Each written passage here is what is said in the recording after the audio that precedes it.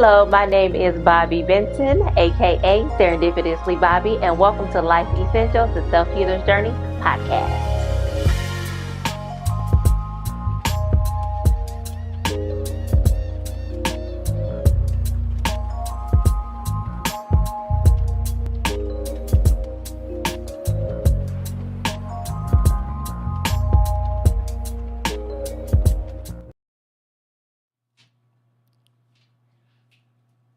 Hello, everyone. Hello, everyone, and welcome to Life Essentials, the Self-Healer's Journey podcast. I am Bobby Benton, the host, aka Serendipitously Bobby, and it has been a while since I have been on the air. So I'm starting out the new year with season 2. And today, guys, you are in for a treat for our premiere. We have the lovely, with the beautiful smile, Miss Melva Allen. She is the owner of Creative Me LLC, making everyone's life valuable always. Welcome, Melva. Thank you. Glad to be here. So, what I want to do real quick, guys, is read Melva's bio. Look at that smile. Okay. Melva is an accomplished author, professional entrepreneur, and a coach dedicated to inspiring and uplifting others. As a certified change management professional, she is passionate about helping people transform their lives and reach their full potential. Known for her authenticity and compassion, Melva embodies the mission of loving, giving, and caring in everything she does. Yes, you do.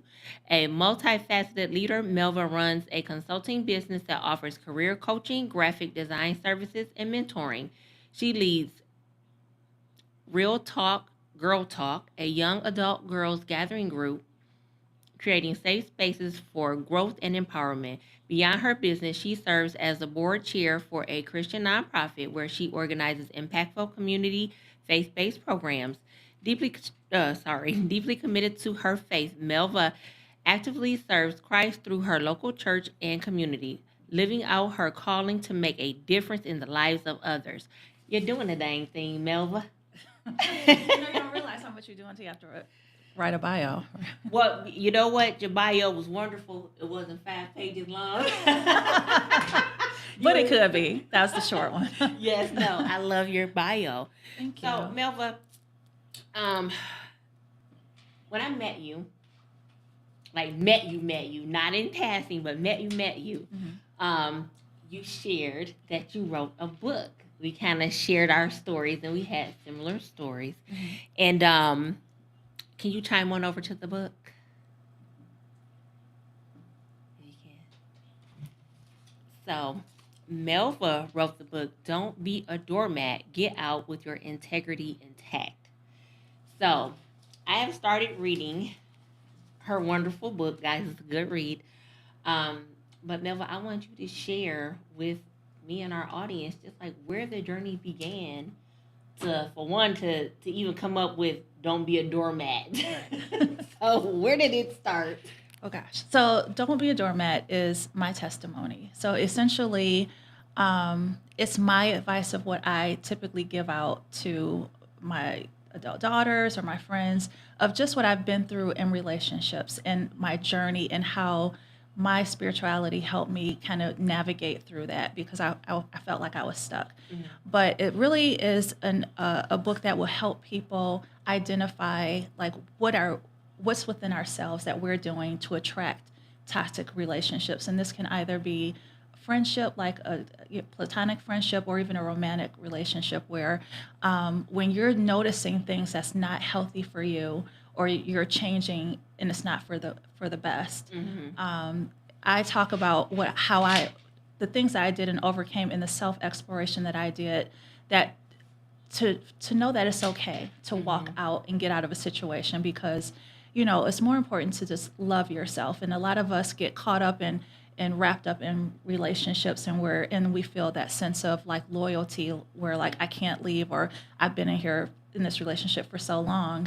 But actually, God has better for all of us. And if you're not happy, you're miserable, you're tolerating, and you're just kind of waiting on the person to change, you really want to do that self-exploration. And so in my book, I talk about when it was a relationship that I got out of, and I was like, it just seemed like I keep attracting the same kind of people, that I actually just took some time out and said, let me just focus on me and focus on what I'm doing wrong.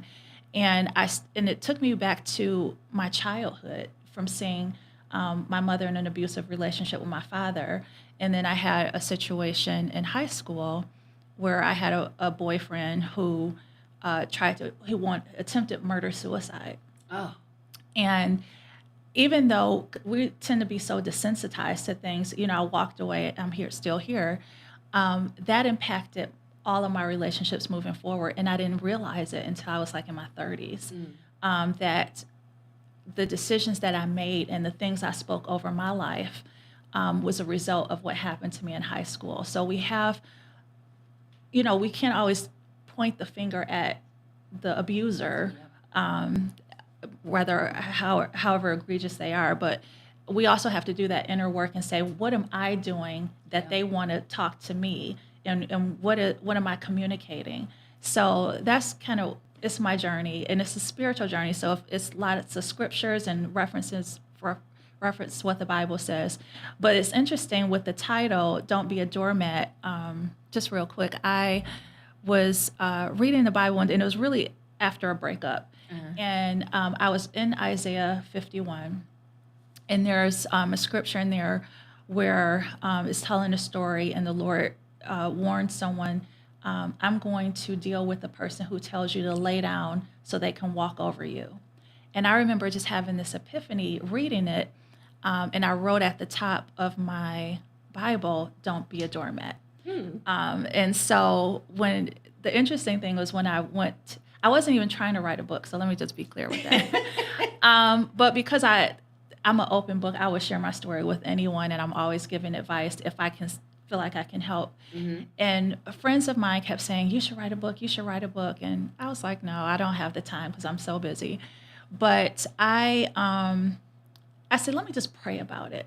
And I said, Lord, I'm busy. I cannot write a book. And the Lord spoke to me and said, just do an ebook. I was like, I can do that. I can write 20, 30 pages. And I said, okay, well, what am I going to write about? And he said, well, you got these things you wrote in your Bible. And I wrote those down as topics, and I just started writing an outline, started typing, and could not stop. And 100 pages later, I'm like, oh, I think I got a whole book. And so that was kind of the journey, but it really is a push from God because I'm so super private. Even though as my friend, I would tell you all my business, but I'm very private. And so this really was a push for me to put myself out there, but knowing that it's going to help someone else, I'm like, use me, Lord, I'll do it. And he used you. He did. So let me crack your book open. Okay. So, y'all, my dog mangled my book that she signed. I'm getting another one. So Melva and I have some similarities in our life. So her book really touched me. So, integrity. Talk about integrity when you're in an abusive, unhealthy, toxic relationship. Break down integrity, what that looks like. So integrity to me, is maintaining your standards and maintaining who you are. So when you're typically like when you're in a confrontation or you're in a heated argument or what have you, you tend to match their energy. But we don't have to, because we are in control of our own choices. Everything is a choice. And so even for me, I have for me to maintain my integrity, I know I'm a child of God first and foremost. I know that I have a reputation to apply. I have children. I'm their role model. And so for those reasons and more, I'm going to maintain my integrity, which means I'm not going to match your energy. If you hit below the waist, I'm not going to hit below the waist. And I will literally just walk away. I will walk out because I'm not going to give you that power. And so it's maintaining your sense of self and not letting someone tear you down. Because when I feel like when an abuser feels like they have that control, they will manipulate that control and keep doing that. So, yep. Yeah. They will flip it, then they try to be the victim. Mm-hmm. Oh my God. Little Yes. narky narcs, not. Right. Oh, I'm sorry. We trying something new here, y'all. We using these mics. I'm put the mic I up love the mics. up to my mouth. Okay. So also, you said my idea of marriage has always been one of partnership. Yes. So let's unpack that, because when you're out dating and you're getting to know people, and the thought is, I do want a partner, but what happens that falls to the wayside? So where do you think it goes left with the partnership? So all I can say is, first and foremost, it has to start with communication. I feel like, just like for a job, if you have your elevator pitch, you should have your elevator pitch as a single person and walk into any relationship, even on that first date, knowing what you want and being able to articulate that. Mm-hmm. So it's all about communication, and you should have no issue saying what it is that you desire in a person and also what you bring to the table. So when I've always been about partnership, because first and foremost, the Bible says two are better than one. Mm-hmm. And no one, and God is a relational God, so he doesn't even want you to be by yourself. There's some people he made to be single, but we're made for someone else. We should always be giving. We should give actually more than we receive. So it's always about partnership, because it should be reciprocal. But I'm of the mindset, and this is something I practice even, when dating my husband, is I walked in and I said, yes, I have a home, I have a car, I have cars, I'm established doing well for myself, but I need a man, because I do everything. Everything's on my shoulder. I pay my bills.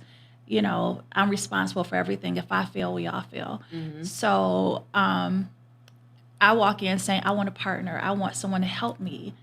Because people will say to me, like, you don't look like you need a man, or you good, or you intimidate people. I get all that stuff. But regardless, I do need someone, because even just to wash my car or just do stuff I don't want to do. Mm-hmm. Not that I can't do it. I just don't want to do it.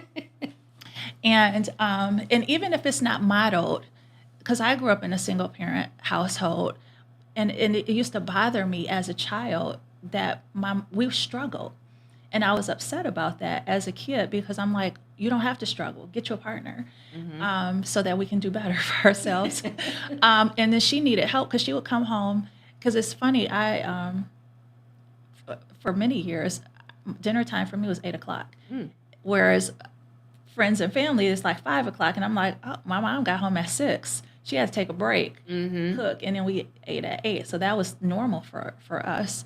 And so everyone needs help. Everyone needs somebody. You're going to get sick or something. Everyone needs a partner. You need a partner. You can't run a business by yourself. You need help. Mm-hmm. We all need help. So in every facet of life, you need a partner in that.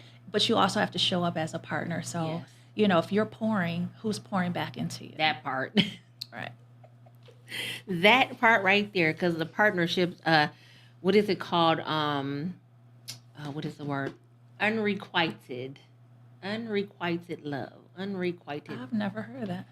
That means that you are the only one giving, loving, liking in the relationship, and the other person is just there.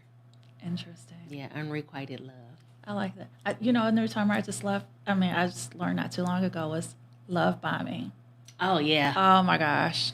That's Yeah. a whole another conversation. Yeah, girl, let me tell you, I'm very well versed in the girl. We had dinner. Not right. Oh my gosh. Y'all know that's my favorite word.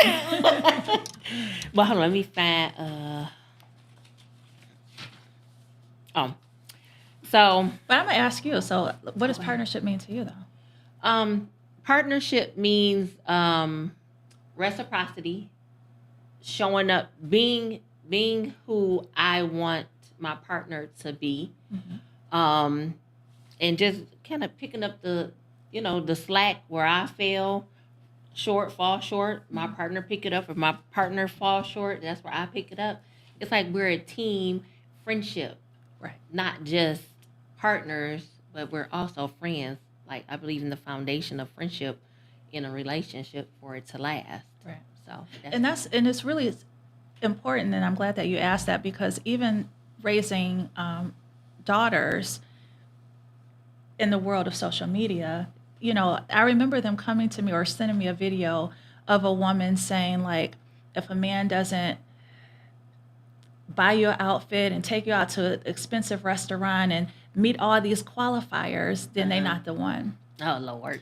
And I never wanted them to ever feel like you don't have to contribute, like you should just be a taker. Yep. Because like you said, it's that reciprocity. You have to give back, because we make each other better. And that's the premise of all good relationship.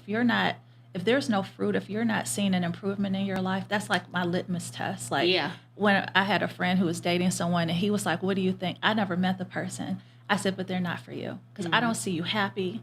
I don't see you like changed or excited about things." They didn't upgrade you at all. Exactly. Yeah. And everyone should be upgraded at least. I want to talk about that because that's a sore spot with me. Okay. So I am an alchemist. Anything I touch, I'm changing, improving. It's just I think that's a woman thing. yeah. I mean, I don't want to be sexist, but Yeah. but we Well, are. I'm gonna say a healthy woman thing, because some women know how to just poison. But That's I'm gonna say healthy woman thing. Every single relationship I have ever gotten into, my partner is always upgraded. Life is always wonderful. And guess what? Nothing. The only improvement, if some changes or something upgraded, is because I did it myself. I have yet to have a partner. I'm not going to say never, none of that. I have yet, because I'm still young, where I have been uplifted, upgraded, and not torn down, or been with a man who has not been jealous of me, intimidated by me. They pretend like they like all that smarts and this, all that. They don't. We're very similar in that situation. Girl, you're red sister. I'm telling you. You're talking my language. So, yeah. No, but what I had to come to a realization, and this actually had nothing to do with relationships, but I used to do a job in workforce development, and I was always helping people, and I was pouring into people, and literally people would come back and say, "You changed my life," and I don't know where I would have been if you didn't help me. And I just looked at it as a blessing. I was blessed to do that job and really help people. But one of the things that happened, it was a thankless job, because not everyone did that. Yeah. And I didn't get back as much as I poured into it. But I had a perspective from that, and that one, I can't expect what I don't ask for. So if I don't lay out, these are the things that I need, then I can't be upset, because I'm a natural giver. Yep. And I'm a change agent. So I'm always going to share any wisdom, insight, whatever. And so I typically, literally, people are upgraded. You're an alchemist. But I realized that we don't have to match each other, because it's not a competition. So that I do feel. But then also, I have to lay out exactly what I want. So now I can say, like with even my husband, he's like, "What can I do for you? Because you've done so much for me."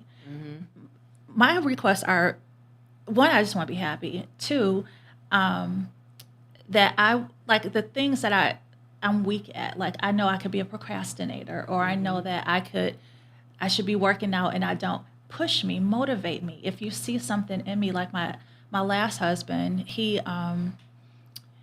was like, "You should do, I could see you doing on TV, or do the," he's pushing me to do things that, like, but I needed that. I need someone to push me. And so if you could just do that, because you're going to make me better. Yeah. By minimizing these habits that I have. So for me, that could be an upgrade. Like, I don't need you to change my style if my style is good, but you can contribute to that fund. Yeah. You know what I'm saying?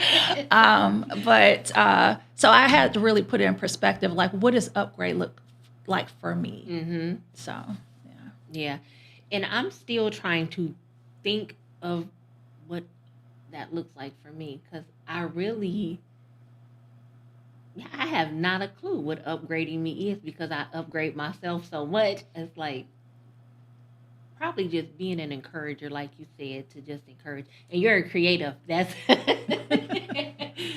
creatives have the same thing. So, but you know, just finding that person to pour into you. In the beginning, they love bomb you. Yes. And you think you found the person, but it's moving too fast, doing too much too soon. That is true. And a lot of times people are like, oh my God, he's the one. He is not the one in 90 days. I don't care what all these people on a podcast talking about. It takes a good 6 months to a year to truly get to know somebody. And if the narc is good, it could take longer. Some people know how to wear that mask longer. That is very true. And I only know these things because I done been there, done that. I ain't wrote a book about it yet. A coworker did. No, just playing. Audrey wrote a book. Been there, done that, wrote a book about it. But it's like we move too fast. Right.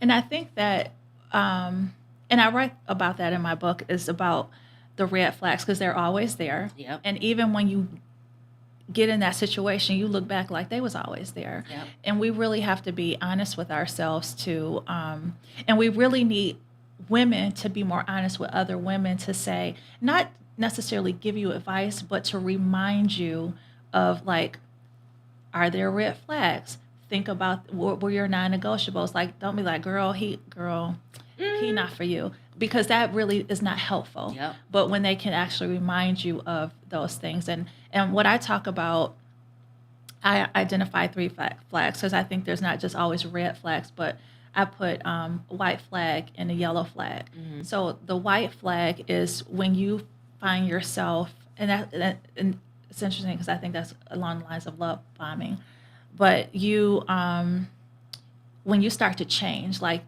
you like what they like more, you start eating food that they recommend. When you lose yourself, you surrender yourself to them. Mm-hmm. And you'll know that because people will identify that, like, I don't talk to you like I used to. Yep. Or we used to do this, you don't do that anymore. And so that's a clear sign, like, I need to take it slow. Mm-hmm. And then the other one, the yellow flag I talk about is like the check the engine light comes on. You still got time, but it's like, but we need to address it. Yep. And it's when you don't address those issues that bother you. Mm-hmm. And we all have done it. We've compromised. Or one of the things I used to do is, and I probably still do, but I asked myself, can I live with that? Mm-hmm. So, okay, you're a little mean, but can I deal with that? Mm-hmm. And so then but when you start piling those things up and making excuses, then it's like, you need to, like, pull back, or say, like, have a really good conversation, and then make sure that you walk away with some resolution, like, we're going to get some counseling, or now I've identified it and giving you the opportunity to change. Let's see if their change is going to happen. Mm-hmm. And so with that, I always say people want what they want. I want what I want, no matter the consequence. I want immediate gratification. And that's where we go off the rails.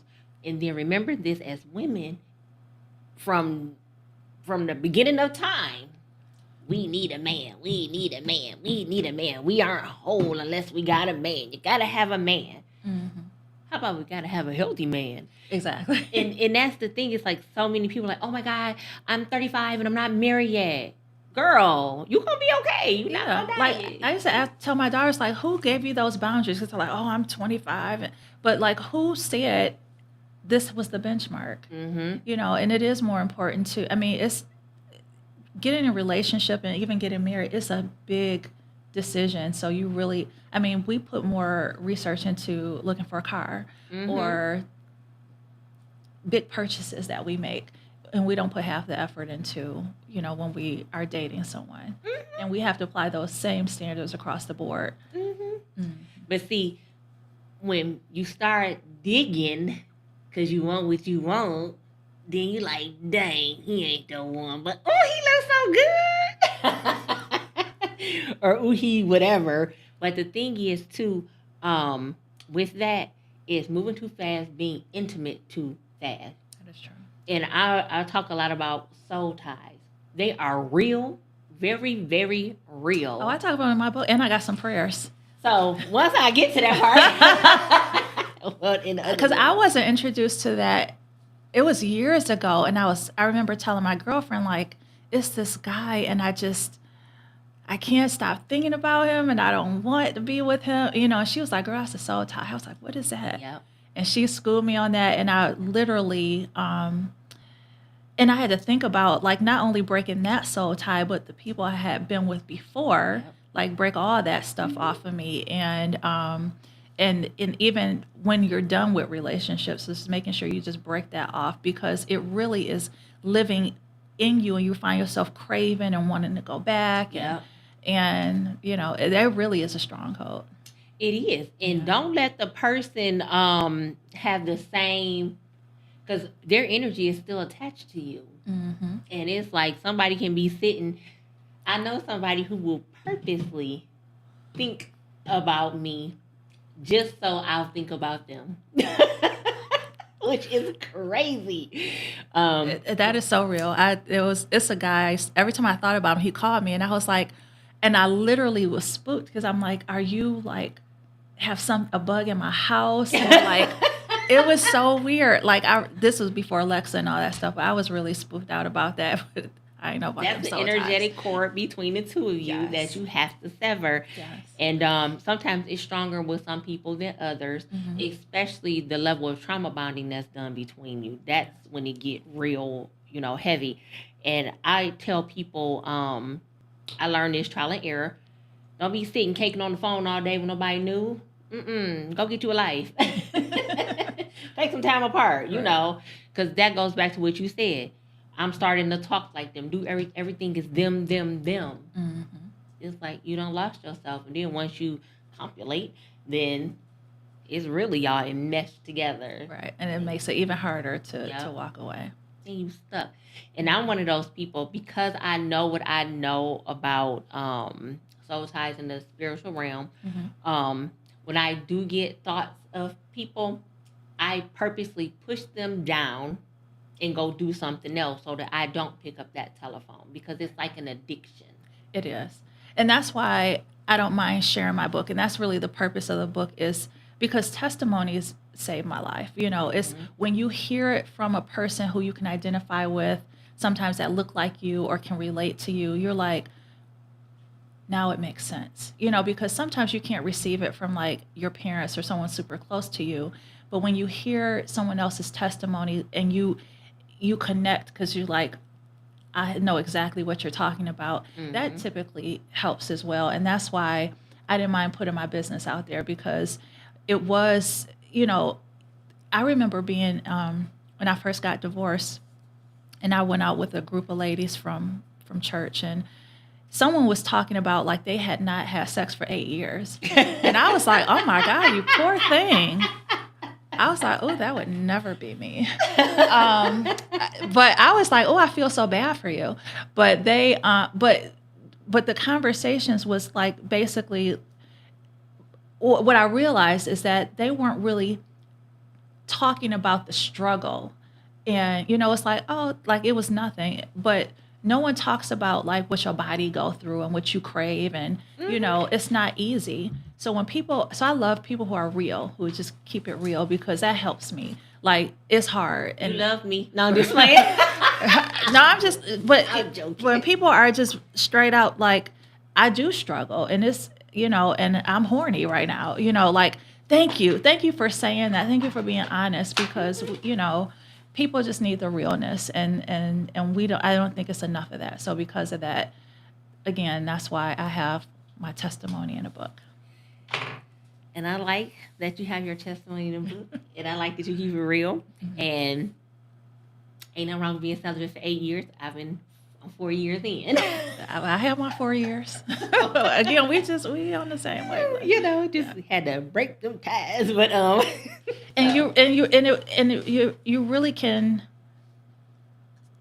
I won't say survive through it, but you really can walk through that But again, you need someone to be honest with you, Yeah. because if they just like, girl, just pray. No, sometimes you got to fast and you got to kill that thing, Yeah. or you have to shut the TV off. You know, it's just certain things that it's not just as simple as some people make I it. had to quit watching. So I like sexy sci-fi and all that stuff, raunchy stuff or whatever. I had to quit watching some of the like True Blood.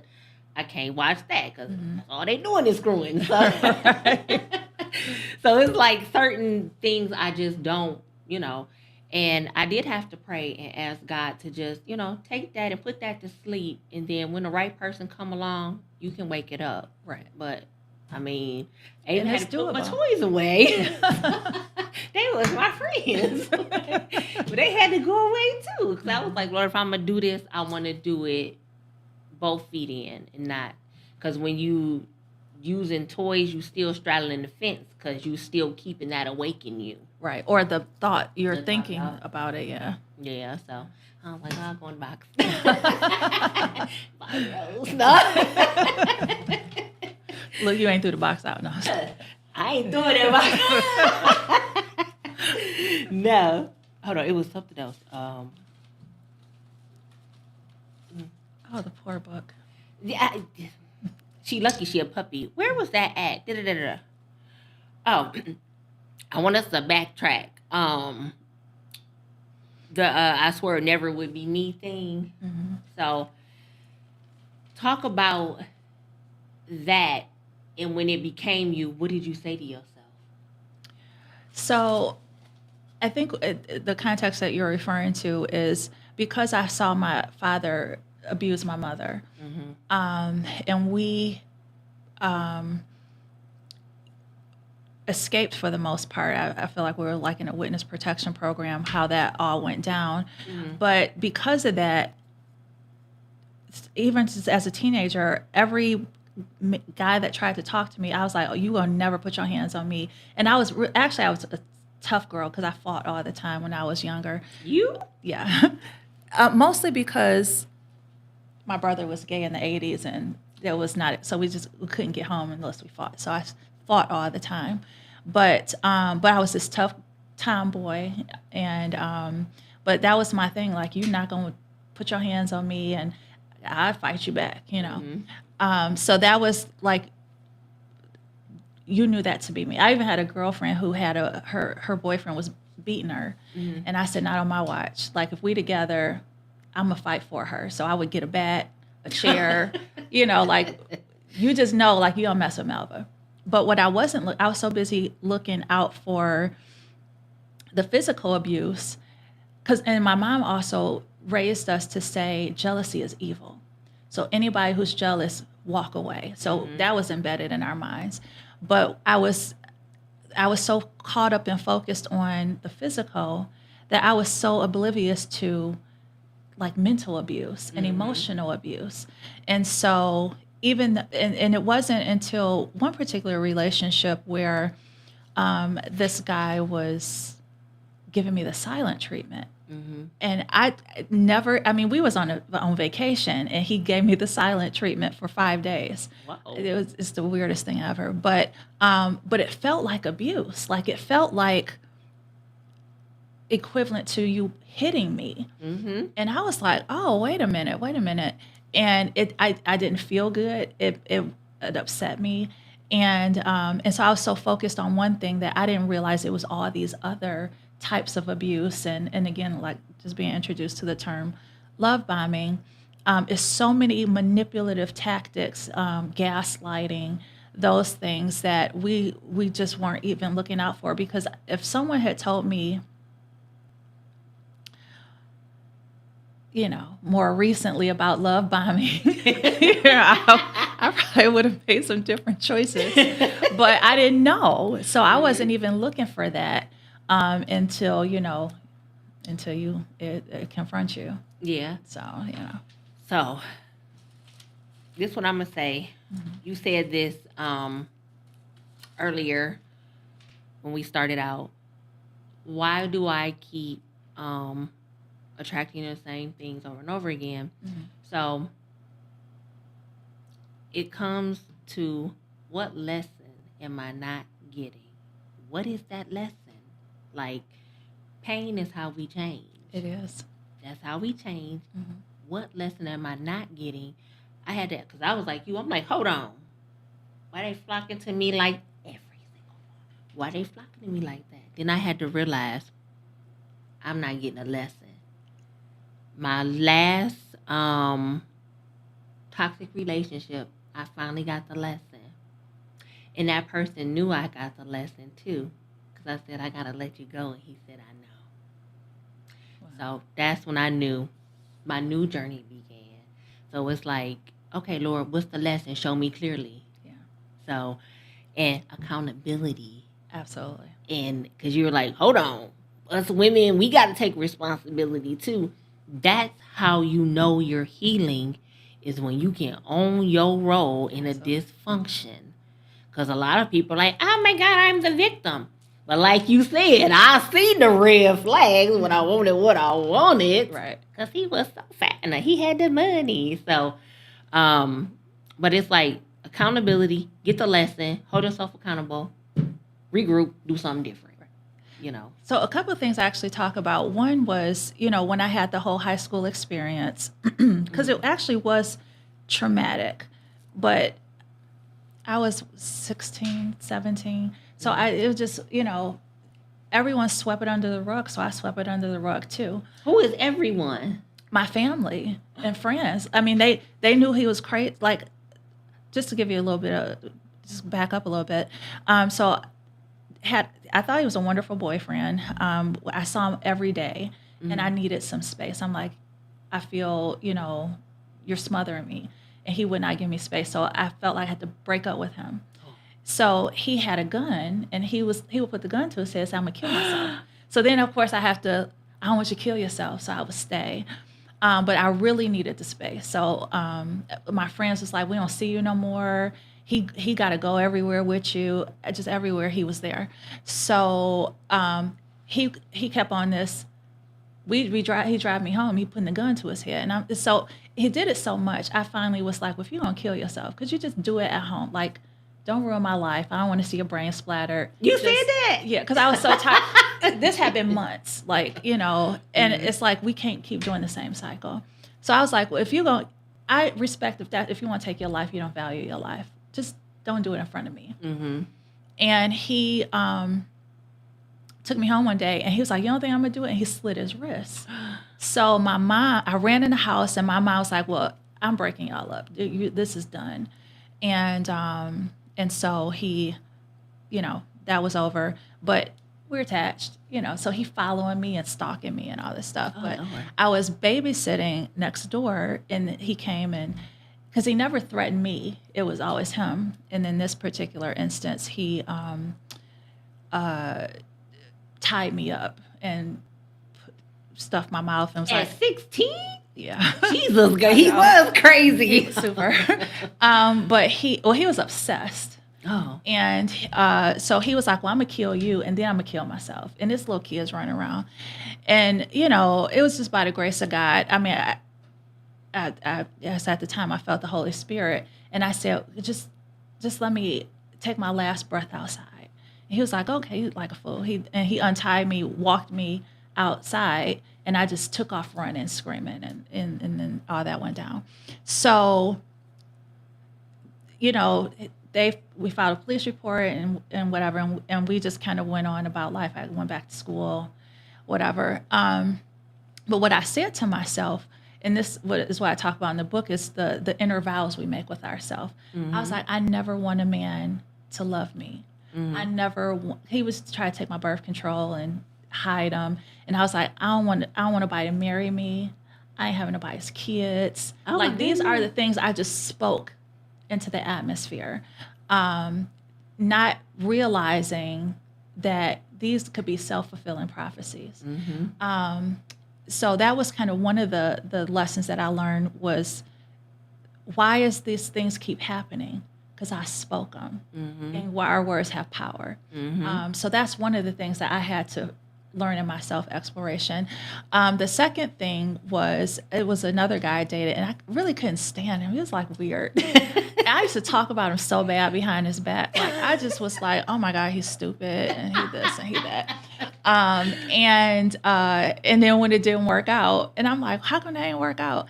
I had to think about like, I kept my mouth on him, and I kept telling our business and people chiming in, and I'm engaging like, and he like this, and he weird, and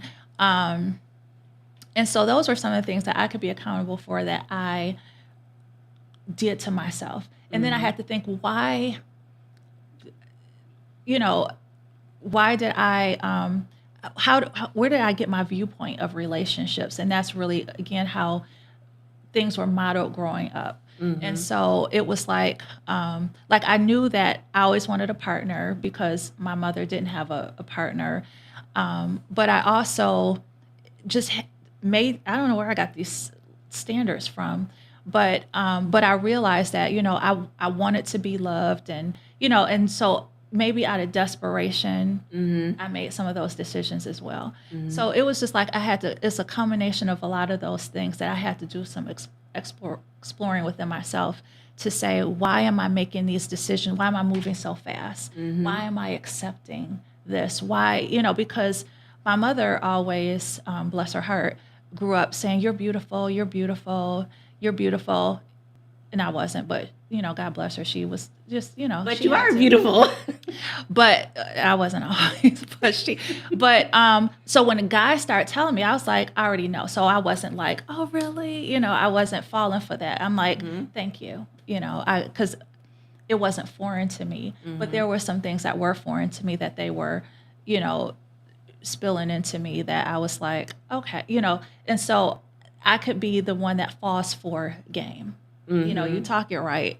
I'm a fall, and I'm a sucker for persistence. So, but you got to know those things, and catch yourself in that. So, yeah, it was a lot of work, and it's always a work in progress because I feel like I don't always want to be like, the junior detective. You know what I'm saying? Like, but you have to. Yes. But I don't. It's like I don't want to question everything. Like, is that true? Is that real? Are you authentic? Are you just talking game? Because I typically attract just a similar kind of like a salesman. Like they get me every time because they're used to hearing no. Because I'm not quick to be like, it's hard. Like you got to work to get with me. So those are the typical types that I tend to attract. People who would make you sell you the shirt off your body. So. We're going to get to the bottom of that one, huh? I want to go back to this. We got some time. You mentioned friends, talking to your friends, and they're saying, oh, girl, it'd be all right or whatever. In your book, you talk about not sharing everything with your friends. Yeah. So why is that important? So, I mean, classically, growing up, right?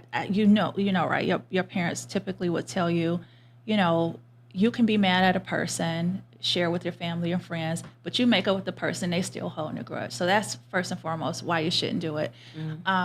But you are going to always get advice based on their perspective.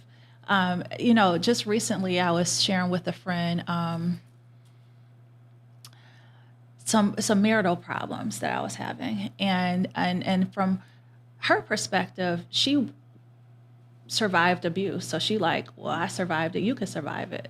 I'm like, no, No, thank you, ma'am. Right. Like, I don't want my life to model yours, but I appreciate, it was coming from a good place and I understand why, but I don't know. I don't want to be like you. And so and then I have friends who are single, who's never been married. I don't know if I really should take your advice because you never been married. So, so all that to say, you really have to take it with a grain of salt. And I think you have to ask a better question, not vent, but maybe ask a question like, what can I do differently? Or where do you see where I'm lacking? Or how can I improve my communication? But like ask where they can give you some just like general advice, but really you don't want that. But I think it's more important that you first and foremost want to take it to God. Yeah. And because we have all the noise and we can't hear from him when we have people in our ears. Yep. and we can't hear clearly from God. Therefore, we can't make the best decision. I think the best thing is to pray and ask God for discernment. Ask for the Holy Spirit, who's your best friend, and then just get quiet with the Lord. I think it's healthy to share how you're feeling, but I think you have to preference it to say, I don't want your advice, I just want you to listen. Yeah. Because I went through a phase when I was first married, because I'm so private, no one knew I had problems in my marriage, and I kept it inside. But my body started to react from all the stress. So I remember having hives. Like I would have to go to the hospital because it was so bad. And they said it's your stress and it had been building up. Now it's coming out of your body. And so from that, I learned I'm not keeping it all inside. Which therapy is great. I mean, I believe in counseling in addition to praying. And then the wonderful thing about the Bible is it has an answer for everything. Yep. It's just are we listening? Yeah. I like that. Yeah. Because when we were talking about it earlier, remember, hold on, this one my camera. Like, which one? I ain't been here so long. Remember this when you're talking to your friends. This is something that I've had a discussion with my own friends, is when we give advice, we're giving advice from our own experiences and our own trauma. So if you have not healed,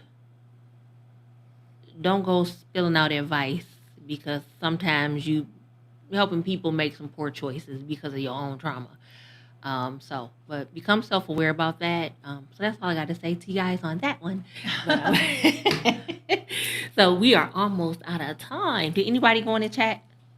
No? Okay. Melva, can you please share where the audience can find you at on social media and emails, all that good stuff? Sure. So I am on Instagram, so it's just Melva Allen, and hopefully I'm on Facebook, but I don't really interact on Facebook. Whatever is on Instagram goes to Facebook. But you can find me on Instagram. I'm also on Facebook, again at Melva Allen, and my email is MRS Melva Allen. Oh, you got it right there. Yeah. Okay, you got the official one. Okay. Look at you. Okay, well, there you go. It's on the screen. CreativeMe.design, CreativeMeBrand.com, and CreativeMe.2020.design@gmail. Now, tell me a bit about, because I was like, I'm going to utilize you myself. Okay. For your career coaching, what does that look like? So I was actually certified in that, but I just help people figure out what they want to be in life. So it's just really establishing where you are, where you're trying to get, where you're trying to go, and how we're going to develop a plan and hold you accountable. So your typical coaching. But yeah, I did that for many years, paid and not paid. Because that's your gift. And then also graphic design services. So what all do you create? Oh my gosh. I do media packages. I will do flyers, mailers, T-shirts. I used to do websites. I'm no longer doing websites. But any creative graphic design, I'm pretty much able to do. Okay. I have kind of my own aesthetic that everything is like crisp, clean. Yeah. I have That's a style. But yeah, I've been doing that for years as well.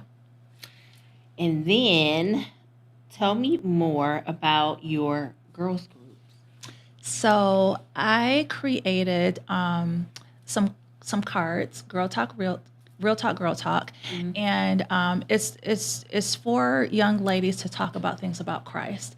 And sometimes, when you get with young ladies, they don't always want to hear from you, or they all, or you don't want it to feel like they're being interviewed. So I created these cards that just allows us to have really good dialogue about where you are in your Christian walk, where you want to go, what do you struggle with, what are you asking God for.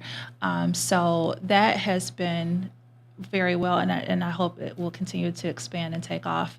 But it's just really an opportunity to just have just real talk about godly things.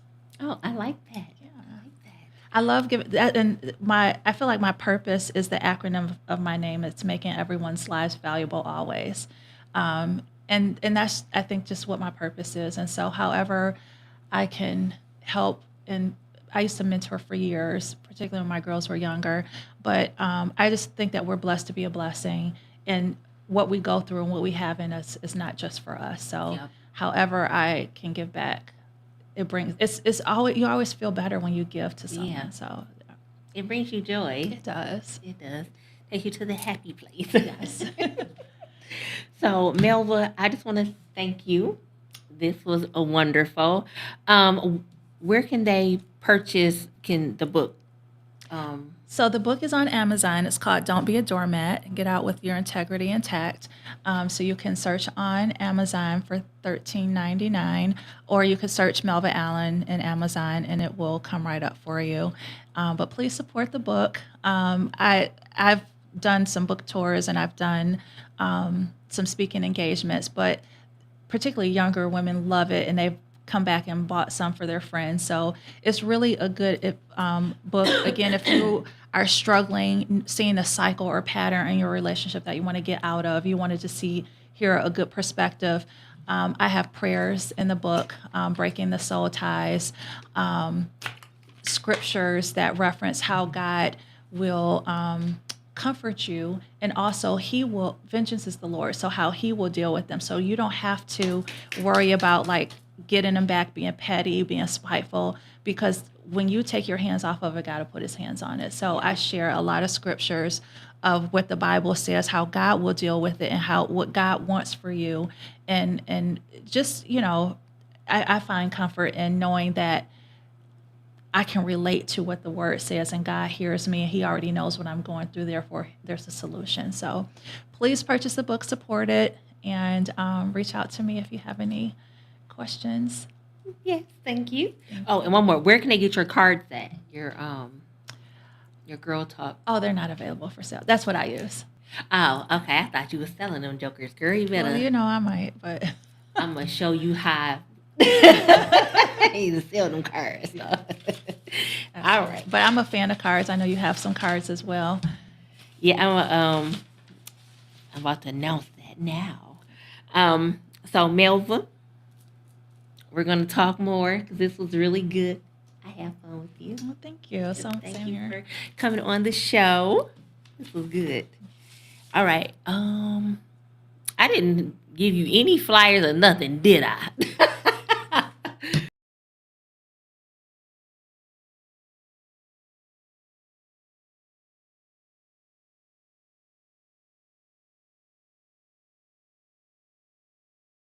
Something.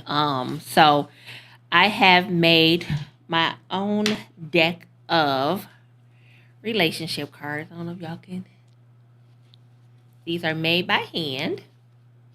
So the cards are called Cut Through the Bullshit, a deeper level of dating. So my cards are questions that clearly show you red flags and green flags in relationships. They go really deep. They're not the typical questions um, that are asked in a lot of cards that are out here today. So they're picking up on a lot of things that are far beyond the surface level. In the way the question is asked, you'll get the answer you need. So they will be for sale starting